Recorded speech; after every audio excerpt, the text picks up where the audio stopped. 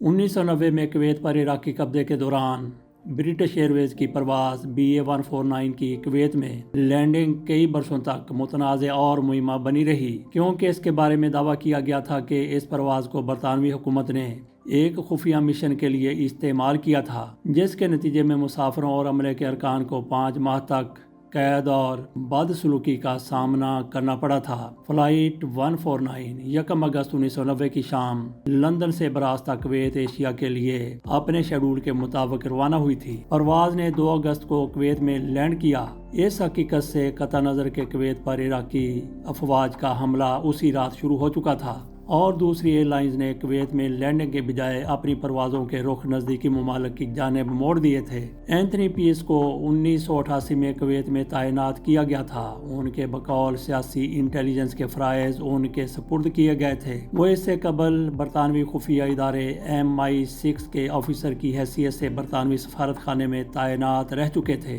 वो कहते हैं कि वो ऑफिशियल सीक्रेट्स एक्ट सरकारी राजों के कानून की वजह से झूठे इल्ज़ामात और नाइंसाफ़ियों के मामले पर पहले अपनी जुबान खोलने से कासिर थे, मगर अब वो इस फ्लाइट पर सवार मुतासिरीन के साथ इजहार यकजहती करने के लिए खुलकर बात करना चाहते हैं। पीएस का कहना है कि मैं इस बात का कायल हो चुका हूं कि ब्रिटिश एयरवेज की फ्लाइट 149 को फौजी जासूसी के लिए इस्तेमाल किया गया था, हालांकि सरकारी तौर पर इसका बारहा इनकार किया जाता रहा है। उनका कहना था कि उनके ख्याल में उनके सफ़ीर के लम्हे लाए बगैर मिलिट्री स्पेशल फोर्सेज ने वहां कुवैत पर जल्दी में जासूसों को उतारने की एक कोशिश की थी। हमें इस बारे में कुछ भी मालूम नहीं था। पीएस पर इल्ज़ाम था कि वो इस ऑपरेशन में मुलव्वस थे और ये कि उन्होंने ब्रिटिश एयरवेज को फ्लाइट की मुमकिन लैंडिंग के बारे में गुमराह किया था। वो इन इल्ज़ामात को गलत करार देते हैं। पीएस का कहना है कि उन्होंने ब्रिटिश एयरवेज के नुमाइंदे से 1 अगस्त की शाम बात की थी और बताया था कि इराक और कुवैत के माबैन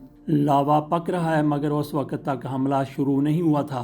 वो कहते हैं कि अगर आधी रात को आपकी कोई परवाज़ है तो वो शायद निकल जाएगी। वो कहते हैं कि उन्होंने खबरदार किया था कि हमला अलग सुबह हो सकता है और उसके अगले रोज़ तैयारा कुवैत में लैंड नहीं कर सकेगा।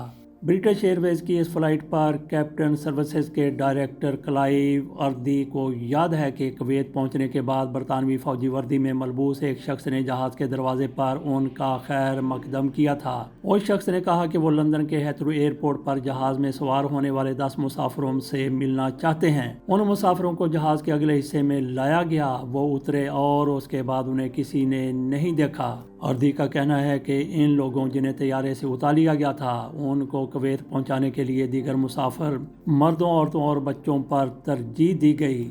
इसके बाद जो हुआ उसके लिए वो हुकूमत को जिम्मेदार समझते हैं, क्योंकि दूसरे मुसाफिरों और अमले को इराकियों ने यरगमाल बना लिया था। बाज़ को तो रिहा कर दिया गया, मगर दूसरों को बदसलूकी, जिनसी हमलों और फाका कशी का सामना करना पड़ा। इराकियों ने बहुत से मुसाफिरों को अहम फौजी तनसीबात पर बतौर इंसानी ढाल के इस्तेमाल किया ताकि मगरबी फोर्सेज वहां पर बमबारी न करें। इन यरगमालियों को 5 माह बाद रिहाई मिली। ऑपरेशन ट्रोजन हॉर्स नामी किताब के मुसन्निफ स्टीवन डेविस का कहना है कि उन्होंने इस टीम के बाज़ अरकान को इस मिशन के मनसूबा साजों से नाम ज़ाहिर न करने पर बात की है। उनका ख्याल है कि इस मिशन का मकसद निगरानी करने वाले जासूसों को वहां पहुंचाना था ताकि वो इंटेलिजेंस मालूमात जमा करके वापस भेजें। उनका यह भी ख्याल है कि बरतानवी हुकाम को तवक्को नहीं थी कि कुवैत एयरपोर्ट पर इतनी जल्दी इराकी फौज का कब्जा हो जाएगा, बल्कि उन्हें उम्मीद थी कि जासूस कुवैत में उतर जाएंगे और जहाज़ अपनी अगली मंजिल की तरफ रवाना हो जाएगा।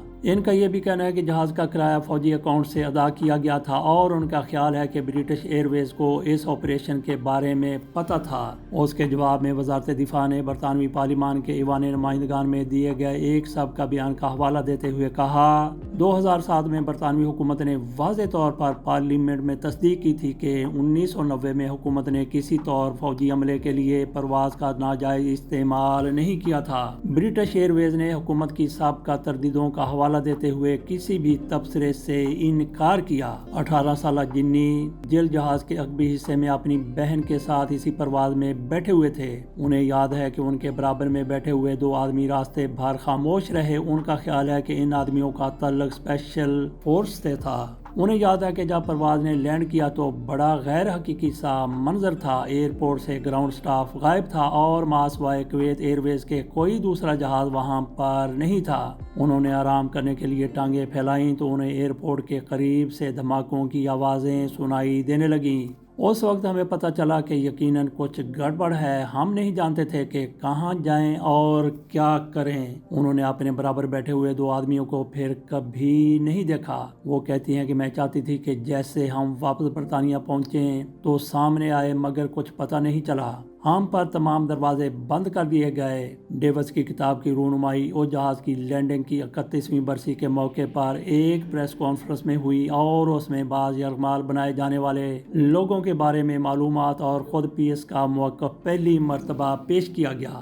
پیس کا کہنا ہے کہ مسافروں کو اب تک اس بارے میں کچھ نہیں بتایا گیا کہ انہیں ایسی خطرناک صورتحال سے کیوں دوچار کیا گیا اور یہ کہ اس سلسلے میں وہ معذرت کے حقدار ہیں۔ یہ اس کہانی کا پہلا حصہ ہے۔ اس کے مزید 2 حصے بھی ہیں جس سے واضح ہو جائے گا کہ اصل صورتحال بنی کیا تھی۔ اس حصے سے اجازت دیجیے۔